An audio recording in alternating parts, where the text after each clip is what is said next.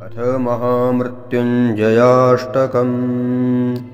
ॐ मृत्युञ्जय परेशान जगदामयनाशन तव ध्यानेन देवेश मृत्युं प्राप्तोऽपि जीवति।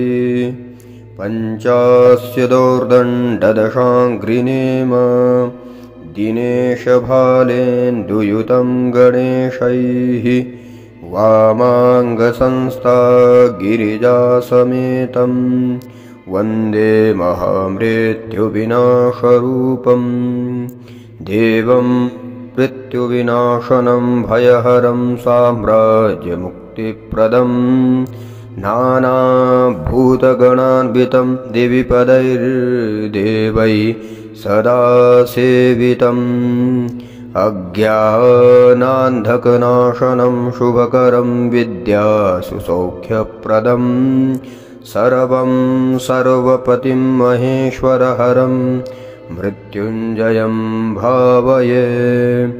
वन्दे ईशानदेवाय नमस्तस्मै पिनाकिने आदिमध्यान्तरूपाय मृत्युनाशं करोतु मे। नमस्तस्मै भगवते कैलासाचलवासिने नमो ब्रह्मेन्द्ररूपाय मृत्युञ्जय प्रसीद मे। नमो विष्णुर्करूपाय नमो ज्ञानस्वरूपिणे मृत्युं नाशयतामाशु मृत्युञ्जय प्रसीद मे। त्र्यम्बकाय नमस्तुभ्यं पञ्चास्याय नमो नमः दौर्दण्डचापाय नमो मम मृत्युं विनाशय। नमोऽर्धेन्दुस्वरूपाय नमो दिग्वसनाय च नमो भक्तार्तिहन्त्रे च मम मृत्युं विनाशय। मृत्युञ्जयाष्टकं दिव्यं त्रिकाले यः पठे नरः अपमृत्युर्व्रजेतस्य सत्यं सत्यं शिवाज्ञया।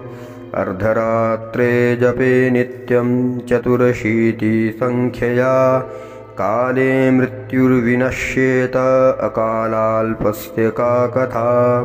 आलस्तेनाप्रसङ्गेन श्रद्धाहीनेन चेतसा पठेद्यद्यप्यकालेषु ध्रुवं मृत्युं निवारये। श्रीमहामृत्युञ्जयाष्टकम्।